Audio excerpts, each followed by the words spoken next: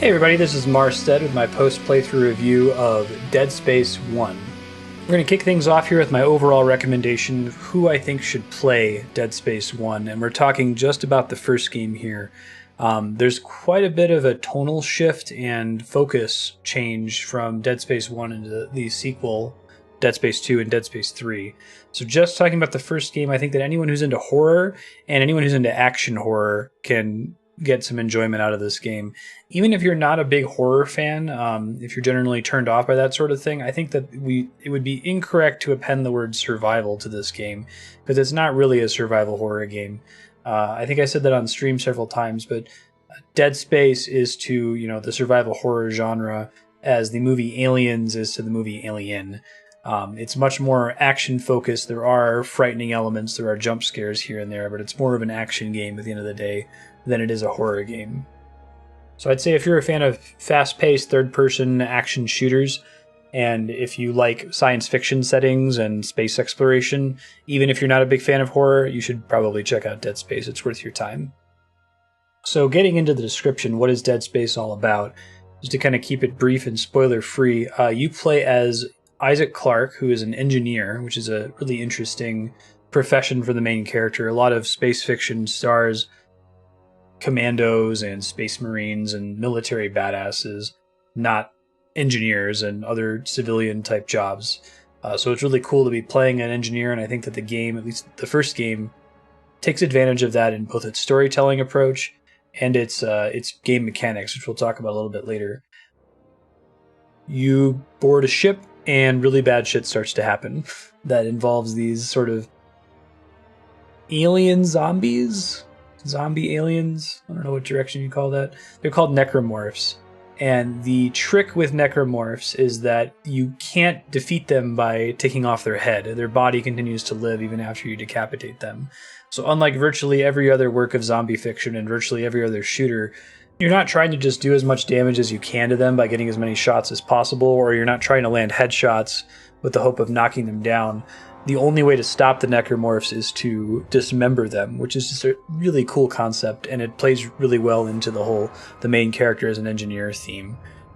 It's a really interesting and unique game mechanic for a shooter, which can be pretty stale as a genre. I mean, once you're good at one shooter, you're good at all shooters, and those skills might not necessarily translate directly into Dead Space. Typical 2-hour session will see you watching story cutscenes, fighting off necromorphs, completing puzzles, and the puzzles in this game are actually pretty well done.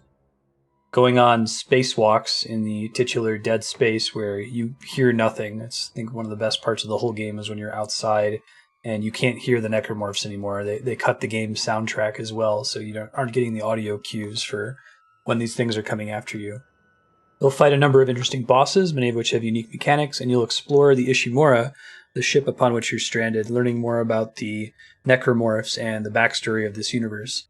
Cathartic milestones would be reaching save points, I think, is the biggest one. Winning boss fights is another big one, but I think the save points are the biggest thing that you want to reach. They mark nice, discrete little chunks of content in between them, and they're decent stopping points to move on from the game and come back to it later. So in our subsets of audience, achievement gamers, people who want to get everything, do all the side quests, squeeze every last drop of blood out of the stone that is whatever game they're playing. Is Dead Space a good game for achievement gamers? I think absolutely yes, it is. There's a lot to unlock in Dead Space. You can really make your character more powerful as you progress through the game. There's a pretty big difference between, early game Isaac and end game Isaac as far as the tools you have available to you. And finding everything is certainly a lot of fun. I personally am a wuss, and I played it on easy when we did it on stream. And we'll talk about that a little bit more in the mechanics section, because even into Dead Space 2 and 3, even though I felt more competent to be able to handle those games on a higher difficulty than easy, I still chose to play on easy just because it was a better game experience, I think. But beyond that, there are many difficulty settings for Dead Space, and if you're the kind of person that really wants to, like I said, squeeze as much as you can out of a game, I think you can do that with multiple New Game Plus playthroughs and then eventually playing on the highest difficulties for a really significant challenge. I think Dead Space is good for exploration gamers as well. There's a lot of side content and a lot of rewards for finding the side content in this game. You can just stick on the main path, but you can also go down every side street and learn a little bit more about the backstory of the Ishimura and the necromorphs. It's cool when a game lets you do things on the side, and it's much cooler, I think, when doing that stuff on the side is fundamentally rewarding. And the way this game rewards exploration is with an item called Power Nodes. Power Nodes let you upgrade your character, and you typically find them on side paths when you're fully exploring sections of the ship that aren't on the main quest line. Some games, they'll let you go explore on the side, but it'll just be non-critical upgrades like additional ammo or health packs. But in Dead Space, because the power nodes are so critical to your character advancement, it's a really nice thing to get rewarded with when you are checking things out on the side. Regarding the game's flavor, Dead Space 1 is a very flavorful game. It's a neat space setting. It's a really cool idea of having these planet-cracking mining operations, ships that will completely try to drain a planet of its resources. It explores pretty early on this religious group called Unitology that's basically Scientology. I think if you're familiar at all with the Church of Scientology, it's pretty dead on. Yeah, it's evil space zombie Scientology, and it's pretty cool. I feel like they approach it in a way that's not outright parody. I mean, it's very clear what their inspiration is, but it's an interesting avenue for science fiction here. And I think it actually works in the game universe. It's the right level of creepy. The first game story is really, really good. I think it progresses at a really reasonable pace and makes sense. It doesn't have a lot of eyebrow-raising moments like we see a bit in Dead Space 2 and 3. I especially appreciate that the protagonist of Dead Space 1 is silent. I don't think that every survival horror protagonist needs to be silent, but it works really well in the first game. In Dead Space 2 and 3, the protagonist of those games is not silent, and I think it detracts from the experience rather than adds to it. It's one of those situations where limitations breed creativity. If you're not able to have your main character speak, you have to convey things to the player in different, more creative ways, and I think that Dead Space 1 really landed that, got the right balance of everything. So yeah, if you're a flavor gamer, if you're specifically into science fiction and space exploration, then this game is way up your alley. You should completely play it, even if you're turned off by the horror element. I think that it's not that scary, and if you play it on easy, you're going to be fine as far as resource conservation goes. You can just kind of enjoy it as a cool, aliens-like story. On the mechanics side of the equation, I mentioned it earlier, but the whole dismembering mechanic is really cool, and it plays into the game pretty beautifully. This idea that you're playing as an engineer, so you primarily have tools as your weapons. You have plasma cutters and saws. You don't really have traditional military weapons, but they happen to work out really well in your favor. It's useful to use this plasma cutter to take off enemy limbs because it cuts in a line. And it's interesting playing a shooter where your targeting reticle is a line. It's very precise, and it's not just trying to shoot at the target center of mass like you have in a lot of other games. You do get a traditional automatic fire weapon in this game, but it's kind of there to demonstrate you don't actually want to use this, right? If you're the gamer that's annoyed by all the engineer tools and you get this gun, you use it and you're like, wow, this is actually kind of terrible.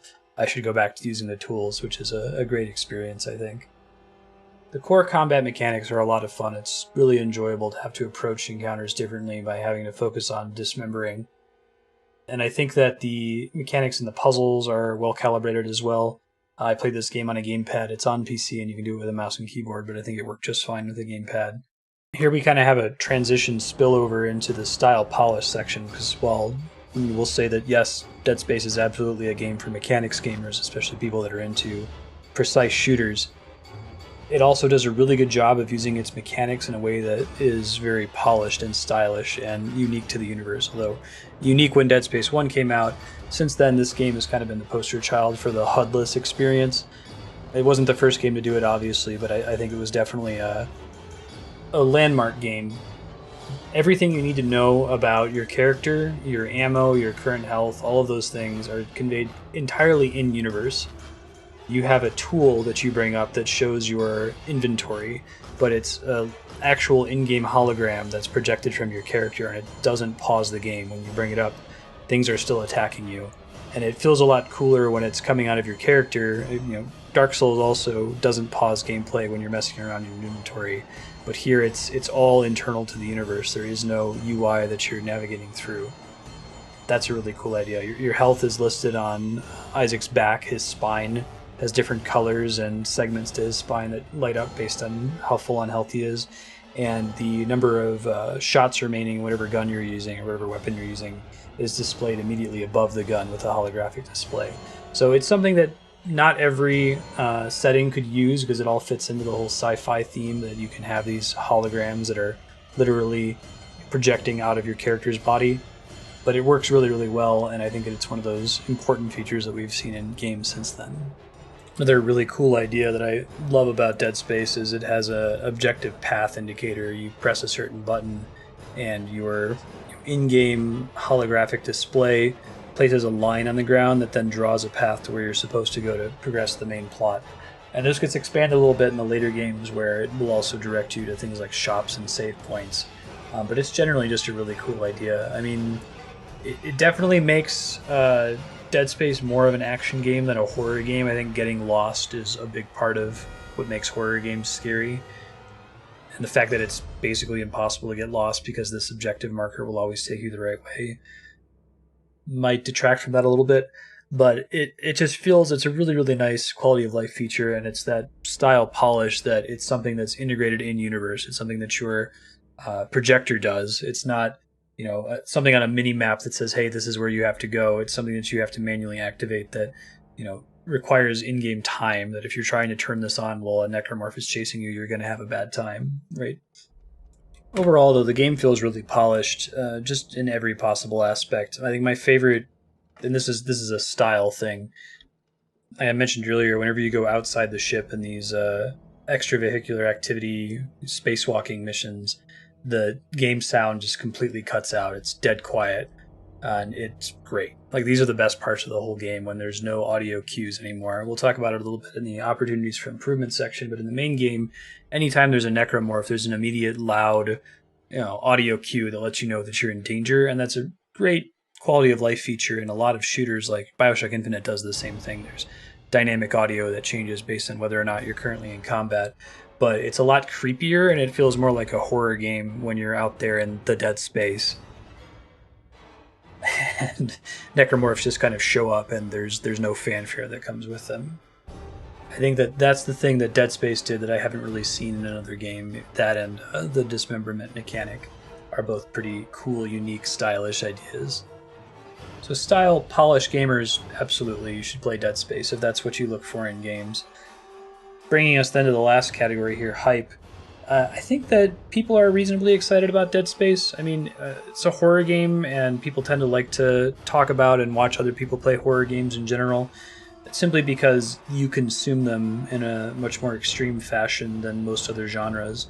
If a big part of the draw of a game is that you have to be scared by it, that means that you have to not know where things are. It has to be blind. As soon as you know that a necromorph pops up around the next corner, it ceases to be scary, and the only way you can get that feeling back is to watch somebody else be scared and get that vicarious enjoyment out of them. So I think that it's a good hype game as far as it just being a horror game and that drawing people to want to watch it and talk about it. But other than that, I don't think that it's got a particularly rabid fan base and people that are crazy excited about it. I think the more lukewarm reception of Dead Space 2 and 3 probably contributed to that sort of decline of the fan base. So out of audience and into the strengths and weaknesses. First of all, is Dead Space 1 an important game? I would say it's almost more important than it is good, and it is a really good game. I might be off base here, but my perception is that although Dead Space certainly isn't the first game to go for the HUD-less approach, it definitely, like I said, it's a landmark. Other people saw this game and said, wow, we want to do that too. We want to put as much of this information into the game universe as possible, rather than putting a health meter in the corner or a mini-map. And like I said, it doesn't work in every genre. It works here because it's sci-fi, so you can use technology to put a lot of those things that would otherwise appear in a HUD into the game proper. But it's a really cool approach, and I'm excited to see more and more games try to mimic that and do away with HUDs in general when they're not entirely relevant.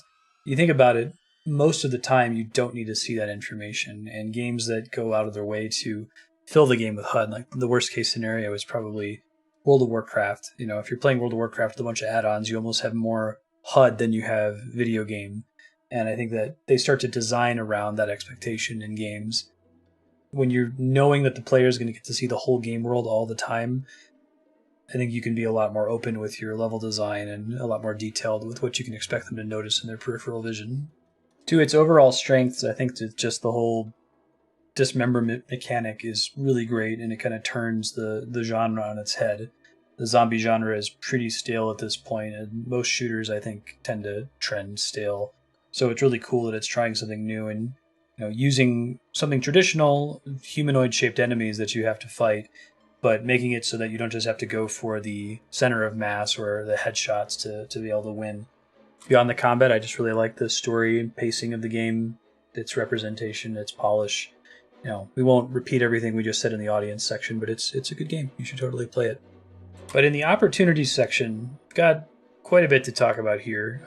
It's a good game, and it's an important game, but it's certainly not a perfect game, and it has a lot of issues. I'm not going to trend too much into talking about opportunities for Dead Space as a series. If we ever do a post-playthrough review of Dead Space 2 and 3, I've got a lot more to complain about there. But Dead Space 1 still has some problems, and we'll try to get into them here. The biggest opportunity for improvement, for me at least, is that while the dismemberment mechanic is really cool and it's a nice way of turning the genre on its head, it only really works and feels satisfying when each well-placed shot successfully dismembers your target in 90% of cases against necromorphs. And that's generally true when you're playing the game on easy, but if you upgrade the difficulty at all, it often requires multiple shots to land the dismemberment, even if you place it perfectly. And I just think that feels less fun. There's probably going to be people out there who disagree with me. Generally, in shooters, I think that if you have a well-placed shot, it should generally end the combat, and that if you're going to scale the difficulty of a game, the way you scale it is by making enemies smarter or by making there be more enemies. That can kind of trend into a why don't they just argument, where it requires significantly more developer resources to improve monster AI as a function of difficulty, or to even increase the number of monsters that can exist in the game. That can be a hard limit in whatever platform you're playing. You might not be able to have more necromorphs than what they're showing you already.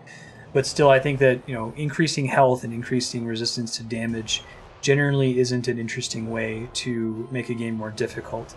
And while I definitely played Dead Space 1 on easy because I was a wuss, after beating it I said, oh, this is more of an action game than a horror game.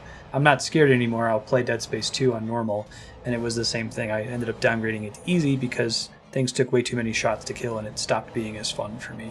Dead Space has kind of a not uncommon problem where the gun that you start with is extremely effective, and you can get a lot of ammo for it. You can upgrade it pretty easily.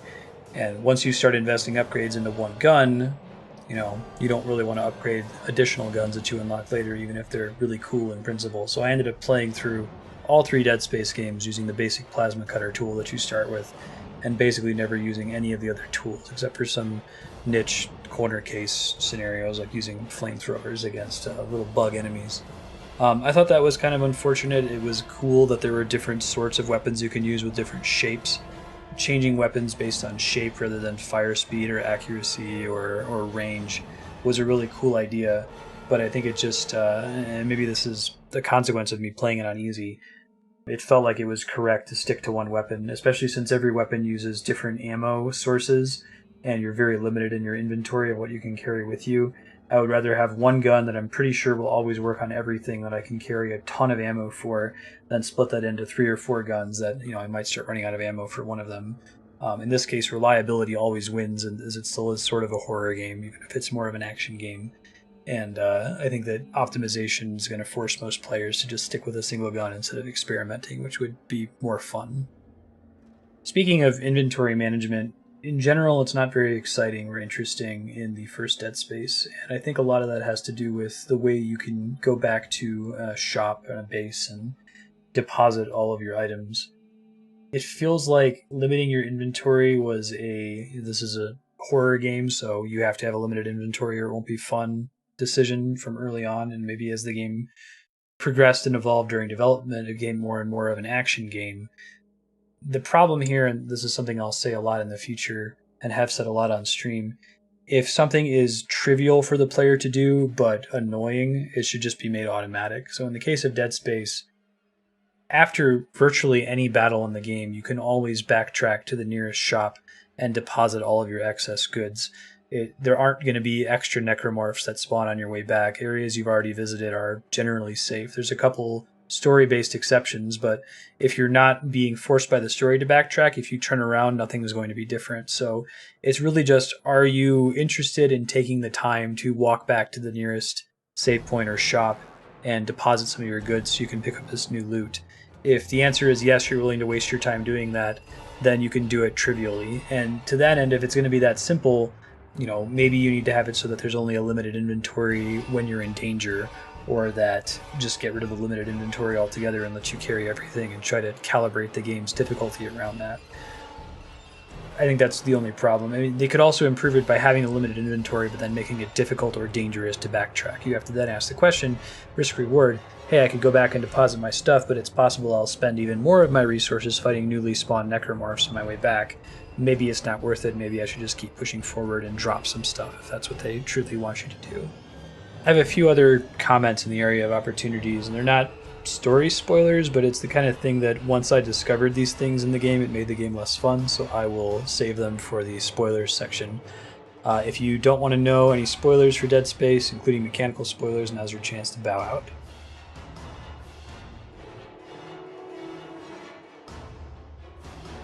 And we're back. So standout moments in Dead Space. I think that standout moment that's external to the game and internal to me was when I realized that this is an action game and not a horror game.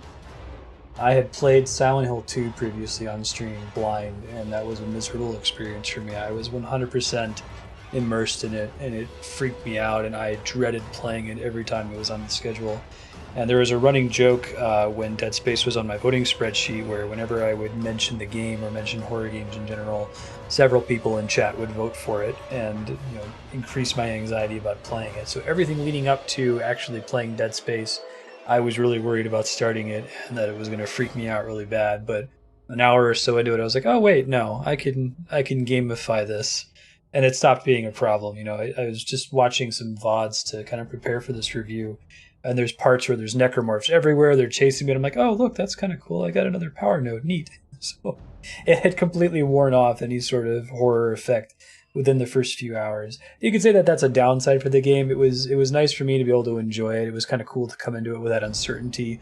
No one had told me, dude, Dead Space isn't scary. Like, they had let that bubble as an uncertainty, and it was kind of cool to overcome it when I saw what sort of game it actually was. Interestingly, I used the heart rate monitor for this game. My heart rate tends to spike really dangerously high when I'm playing games like Dark Souls, and has spiked before in a couple horror themed games I've played. We did Five Nights at Freddy's with a heart rate monitor, and it got pretty high.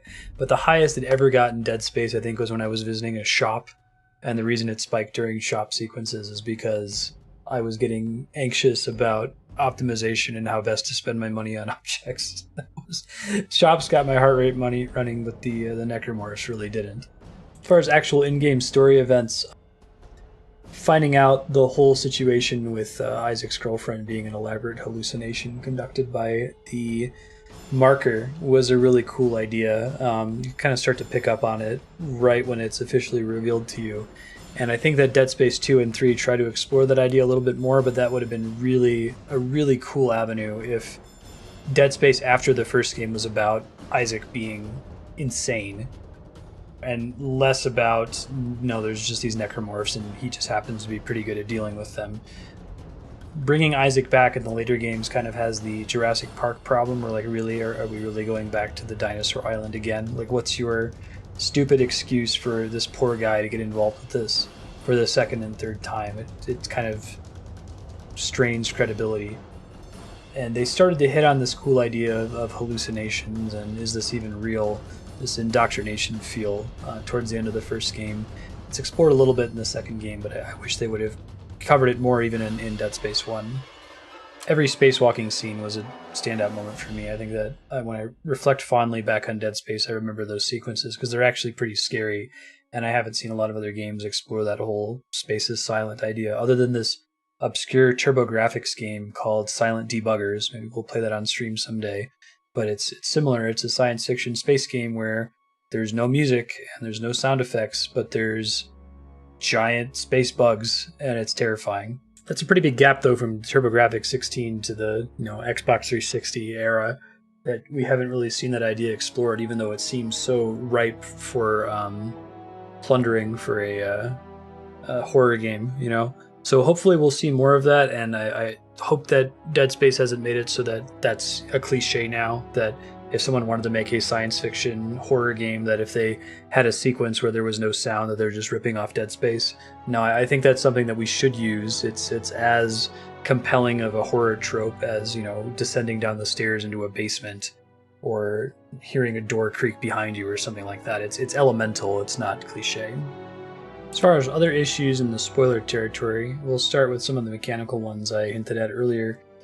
One is that as you play this game at length, it becomes really easy to start to see the matrix, so to speak, in Dead Space. By that I mean just kind of see patterns in the level design, kind of be able to predict pretty accurately when a necromorph is going to spawn. There are some mechanics like for a fact if a necromorph is dead if an item drop pops out of it, and virtually every necromorph in the game drops items, despite there being a pretty core horror mechanic where sometimes it'll look like a necromorph is dead and then it will get up and attack you anyway. So it becomes really easy for you to just stomp everything to make sure that it had an item pop out and be very sure that it's dead. It would have been wiser, I think, in this case to make that not clear, or even potentially do some false positives, have some necromorphs pop out items when you stomp them and then still be alive, if they really wanted to achieve the horror of that. But yeah, you start to kind of notice the vents in the area and know where it's safe to stand. I guess part of that is you just getting good at the game, but maybe it's because it's an action game at the end of the day and not a horror game. It would be very bad if, for example, you were playing something like Silent Hill and you could see the Matrix. If you could tell, oh, okay, I know that this kind of monster is going to spawn in this area and this is the best place for me to stand to deal with it.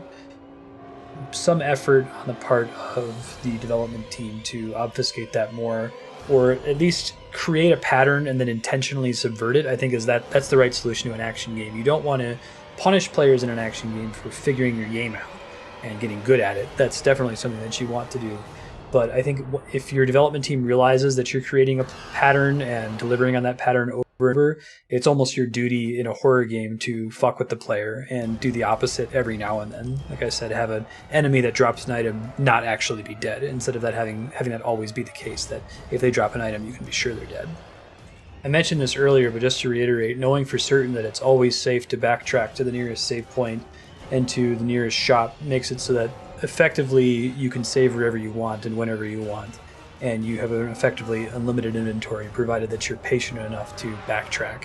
It's the Skyrim encumbrance problem, right, where I would argue that encumbrance in Skyrim is not interesting because all it really does is slow your movement speed, and if you're patient enough to crawl around with a inventory full of goods, you can eventually go back and stash all of it somewhere. It's the same thing in Dead Space. So that's unfortunate. I think that's part of seeing the Matrix. Once you know that you're never going to get ambushed, once that narrative uncertainty, that level design uncertainty has collapsed and you're very certain that it's never going to happen, it stops being scary. All that it would take from the developer would be to subvert that every now and then. On a couple of your treks back to a save point, something does happen and now you're back on the edge of your seat thinking, oh man, what if something happens this time?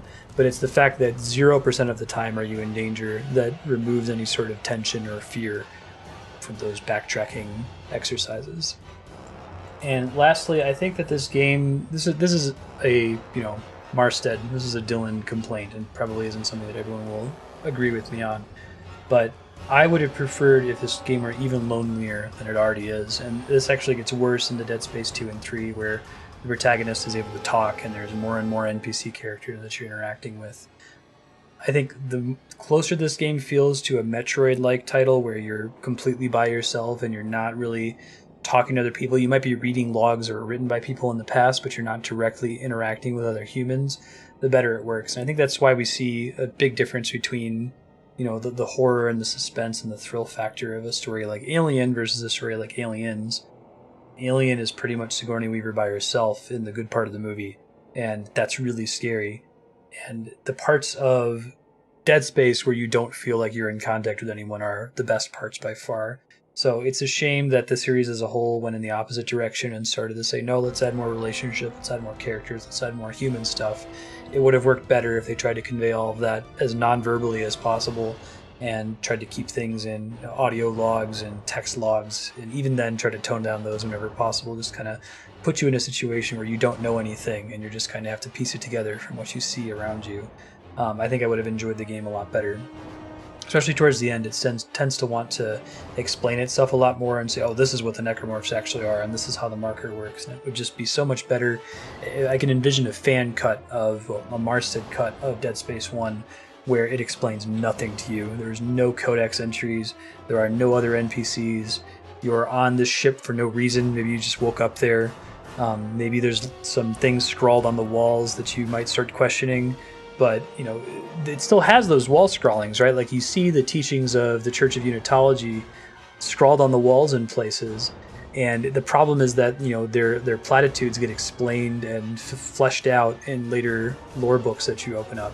And it would have been great if it was just there and you're like, are they like Scientologists or something? Instead of like, oh, okay, they're clearly Scientology because of how much effort this game has spent convincing us that that's what they are. So I went out that at great length, but my basic point is that I prefer the game to be vaguer. I think that exposition is the death of good horror, and while it could still have been more of an action game than a horror game, I think the story would have been more fundamentally satisfying if it was much more brief and sparing in its approach. As for my final thoughts, Dead Space is absolutely an awesome game. You should totally play it, especially if you're a fan of action, sci-fi, and space exploration. I'd almost say less so if you're a hardcore fan of survival horror. It's not that it's a bad horror game, it does have a lot of cool ideas, but you might be disappointed going into it to see how actiony it is and how actiony it gets into Dead Space 2 and Dead Space 3. So horror fans I think should still check it out, but just know going into it that you're going to be playing aliens and not Alien. Thanks everybody, we'll see you next time.